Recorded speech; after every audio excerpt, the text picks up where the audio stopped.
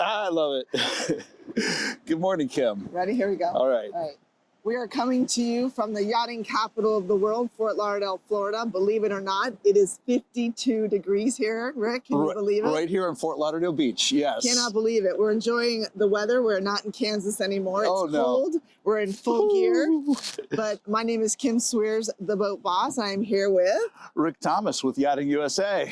It's great to see you, Rick. And you again. Yes, I always enjoy Yachting Unplugged. It gives us a chance to go off the grid a little bit and talk about some really great dialogue and things that are happening in the industry. Yeah, it's great just to have this conversation and bring, I'd say, both sides of the maritime, recreational maritime industry together. You specialize so much in the production, smaller boats, the world of the dealers. All the tenders. Oh yeah, okay, that's true. And of course, I've grown up and live in the large yachts, so here we are. And belated happy Thanksgiving. Yes, thank you. Tell me about your Thanksgiving. How did it go? Wow. Well, you know, we had just come back from Amsterdam.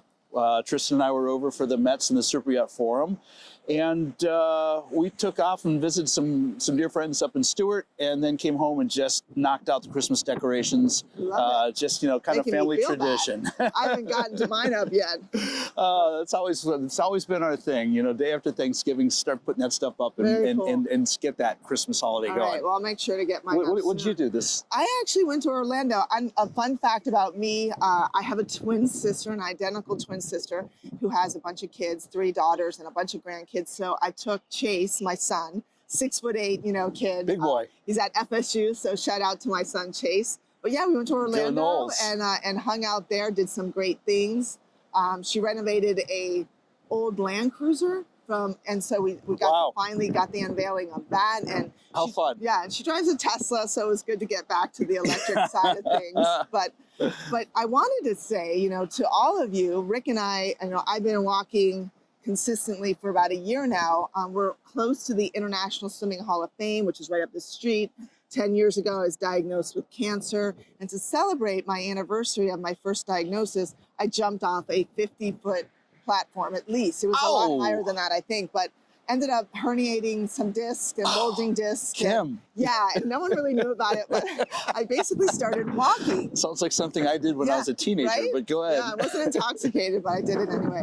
But you and I now are embracing walking. I have been doing it since probably February. Okay, good. And I have a beautiful, she's now 70-pound golden. When we started, she was a 90-pound golden, Sally.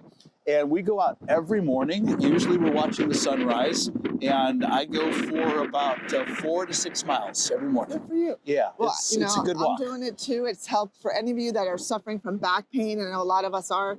Walking has really been incredible. It's transformed my life, both physically and mentally. If you follow me and follow Rick on our social platforms, you'll see it. I challenge all of you to just join us and really get that movement going. You know, for me, it's the best 90 minutes of the day.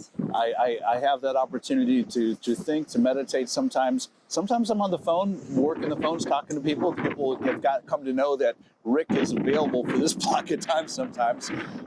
But usually it's that, or I listen to a podcast trying to kind of hone my skills a little bit, listen to other people, how they do what their gig looks like, it sounds like. And but it's great, just non-impactful exercise every day. No, couldn't agree more. So we're gonna, want you guys to join us in this challenge, get healthy, both mentally and physically. So let's talk about some news that's going on in the industry. Let's dive in. Let's do it. I love, boating industry and Trade Only and IBI and all, boating magazines. Everyone has so much great news out there to keep, involved with what's going on. But I really saw some great news this yesterday, I believe, where Massimo Marine out of Texas ended up joining a established electric propulsion manufacturer, Vision Marine. Right. And so now they're rolling out a 30-foot pontoon boat solution that will sustain that sector of our industry. And I wanted to get your feedback on what you thought of, electric propulsion. Well, those that know me know that I've been paying attention to this. Eddie Dennison, Electric Eddie, and I are good friends, and he and I have talked a lot about, that space. I'm the first guy to say it's not for everybody, but I tell you what, it's got its space, it's got a place. I think there are great circumstances where you can go silent, and the technology allows you to go for a period of time now that you're not tethered to that extension cord so much. And You know, it's And there are parts of the world Yeah. that don't have fossil fuel close by. right. So, and there are people that drive Teslas that are very into zero emissions, and this is a way to really for us to serve as an industry those remote areas, and also people that prefer. Well, and I think this whole options. industry, yours and the side that I spend a lot of time on, is looking at and moving towards hybrid and alternative and new technologies to take advantage of energy sources that are becoming more and more available. I'll segue into something that. Told me something. Yeah, Tristan and I, while in Amsterdam, working at the SuperYacht Forum in Metz, were invited to go to the Van Lent shipyard and tour a yacht being built for a very well-known American who is in the computer world. Most people know this guy. Everybody knows this guy. I'm not going to say his name just because I'm not sure where that confidentiality lays. Yeah, you'll figure it out. But he is building a 119-meter motor yacht. This is a hybrid propulsion, diesel electric, but it's the first one that Fedship's building with a hydrogen fuel cell. That's crazy. And I was able to go on board. We got a tour all the way through the boat, and I saw that propulsion system. I saw the power plant. And I saw the fuel cell. The tank is pressurized at 240 bar, which is about 4,000 psi. Wow. And there's two very large tanks, double insulated, because this is all cryogenic stuff. Amazing technology. Now, can I afford it? You afford it? No. But I do believe that what we'll see is Someday, if crypto keeps going, you never know. Hey, dream. We can all dream. But this is trickle-down technology. As they perfect this technology in the larger boats, and the billionaires in the world that can afford to pay for this technology create the opportunity to develop this technology, eventually we'll see them go down into the 50-meter boats and then the 50-foot boats. And who knows, maybe 50 years from now, the 30-foot pontoon boat will have a little hydrogen fuel cell built right into the pontoons that takes it as far as you want to go. Right. No, well, definitely shout out to all the innovators, the crazy people, as they call us in the world. Bravo. For really pushing the envelope. I know we'll roll right into the Metz trade conference. I know you traveled across the pond, you and Tristan. Yes. I have never been, and I made a commitment to go this year, but unfortunately I didn't go. The industry, obviously, as we all know, my attention needed to be here at my dealership, FB Marine Group. They say charity starts at home. I had to stay here just to keep the troops going and keeping business rolling smoothly. But next year I'm going to go. I'm committing to go, and I look forward to seeing everyone there. But tell me about Metz. What is it for someone that's never been? Okay, first of all, I gotta thank Niles Clarenbeck, the managing director of Metz Trade. He also is part of the owner of Ibex. I met him in Tampa. At his invitation, Tristan and I came over. They set us up with a studio. It's so generous. It was amazing. And my last interview was a almost hour-long interview with Niles at the Rice Center, 9th floor, in the executive offices overlooking the whole venue. And we talked about Metz 2025. So you're going to Metz 2025. That is going to be spectacular. You're in for a real treat, Kim. You really are. But the Metz I've been going to, I went back into my records. The first Metz I did was in 1989. I found out on this trip the very first Metz was 1988. Okay. So I've been going almost every year since they've had the Metz. You're old. I'm old. Yeah. Yeah, I own it. But experience, you should say. Yeah, highly experienced. So I've seen it evolve. It is got something for everybody. Whether you're building a mega yacht or whether you're starting a little dinghy company, you can find innovative cleats or innovative propulsion technologies and everything between. I think there was 1,600 individual vendors there. Wow. Over 11 halls, and I believe it's 20,000 guests from around the world. 130 some countries were represented. I mean, it's truly international. It's truly spectacular. So were you at the breakfast where the innovation awards were announced? I was not, because I had another obligation that morning. Yeah, but really I walked the Dame area. And winners. Oh, it was incredible. I really love. I think it's Timo won the life jacket. Boating safety is a huge part of my platform right now. I believe they're called Timo life jackets. They've really pushed the envelope in regards to that technology. and increasing the flotation when you're in the water. Right. I thought that was a really cool word, and a lot of other ones. So check it out. Yeah, there was a product there called Sea Vision, Right. and they look like Oculus 3D virtual reality goggles.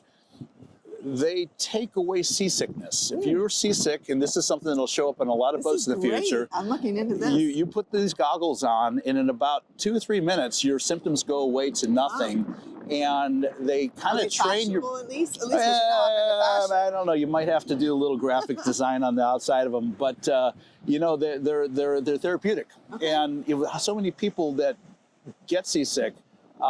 This is a solution, particularly if you've come on board and all of a sudden you're starting to feel bad. I can see charter yachts in the future having a few of these on board every boat just because you want to keep those guests happy. Yes, well, they need to get, you have Ray-Bans on, so maybe they should partner with someone like that and bring a little fashion to it. Now you're fashion thinking. Meets function. See, this is how collaboration works. I love it. I love it. Speaking of collaboration, I'm excited about all the new boat shows that are coming up, and you and I have a lot to talk about. So we've got, this week we have going on, I think the Hong Kong show is going on, and we've got the Antigua Charter Show is going on as well. Yep. We're rolling right into boat show season. I feel like we're smack in the middle of it. I mean, we started with Ibex in October, and then Flibs, and then Mets, and then Antigua, and it just keeps going and going. Right, yes. Next month I'm speaking in January 16th to the 19th. Thank you to Marine Max and the Trade Association. And I believe it's the Connecticut Trade Association. I apologize if I didn't say that correctly. I was hired to do a keynote speech there, and I'm really excited about telling my story and bringing, my message to the world and motivating people that are both in the industry and outside the industry, because there's nothing better than motivation. No. And Kim, you talk about outside of the industry, and something that I'm involved in and conversation that we're going to carry on in future episodes of Yachting Unplugged is, how do you bring people in? We need more people in this industry. We need a lot more crew. We need young professionals to come and look at this industry and bring their innovation, ideas, and technologies to us. So we need to do a better job of reaching out and showing the rest of the world, in our country, our flyover states particularly, what we have here as an industry and what makes it so unique and interesting. We need to capture the kids at the high school level, junior high, high school. There's so many great organizations here in South Florida. Junior Achievement is one of them.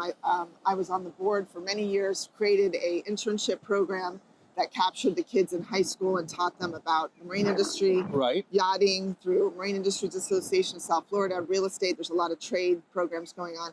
But my point being is that Captain Sandy, we all know who Captain Sandy is. I really didn't know her well. I'm not a TV watcher, but I understand Below Deck's big, and so I started to get to know her through the boat shows. And she presented to me a long time ago that she is now endorsing a license plate in Florida, which is the boating capital of the world license plate. It has a nice center console on it. We need to get 3,000. Oh, Sandy, you go, girl. Yeah, I love it. We have to get 3,000 people to commit to ordering the plate, and those funds will be used in Captain Sandy's charity, which is to get 2 kids in middle school and high school to educate them on the marine industries, to encourage them to seek us sooner than later. Yes. So if you are interested in that plate, Captain Sandy, I wish I had the website, but we will put it in the comments below. Yeah, we'll put it in the comments I ordered for sure. them for my fleet at FB Marine Group. You should get one too. I'll get one, absolutely. But definitely, everyone needs to get behind it, from One Water, Marine Max, everyone in the business down here in South Florida. You need to get your fleets on board, and individual vehicles as well. Bravo. Totally agree. Totally agree. Wow. So hey, I'm going to see you tomorrow. Yes, right, tomorrow. I was able. Those that don't know, I canceled my trip to Antigua just so I could go see you tomorrow. Nice. Yeah, so Paul Flannery with EBA was able to help me get registered a day after registration closed. Thank you, Paul.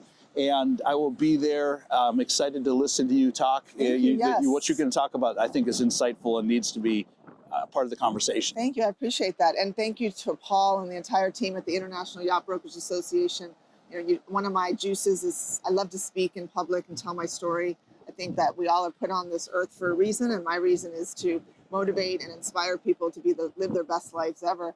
But at the conference tomorrow, we're going to learn a lot about the laws, about yachting industry, charter, everything that's involved in it. And my piece, I'm actually speaking with the CEO of Allied Marine, the CEO of Burgess Yachts, Robert Allen Law Firm, and of course the infamous and famous Bob Saxon. Yeah, Bob. Will be basically Life balance, work balance, right? It is, yeah. Bob is going to lead all of us through a discussion on how all of us are managing work-life balance. And all I can say is that it is, it's a person-to-person.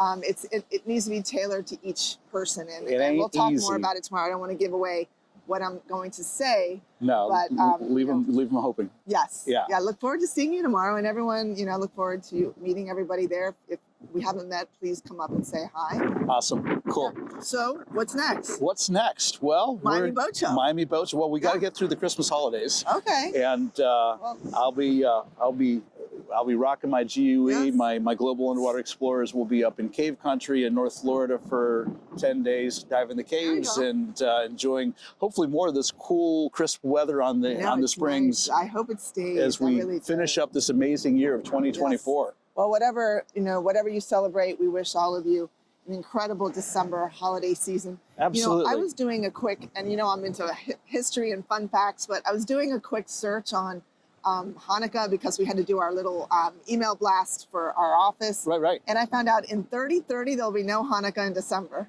Wow. I heard yesterday, and I'm not paying attention to the calendar, obviously, that Hanukkah lines up with December 25th this year. Exactly. Wow. Yeah, so it makes marketing efforts easy and holiday wishing easy. Yeah, there you go. Wishing everyone a joyous holiday season. Absolutely. Look forward to seeing you tomorrow. Look forward to seeing you at the Miami Boat Show. Yes. And if you are at the Hartford, Connecticut Boat Show, please come up and see me. I'll be there January 16th to the 19th. Dressed like this, I'm sure.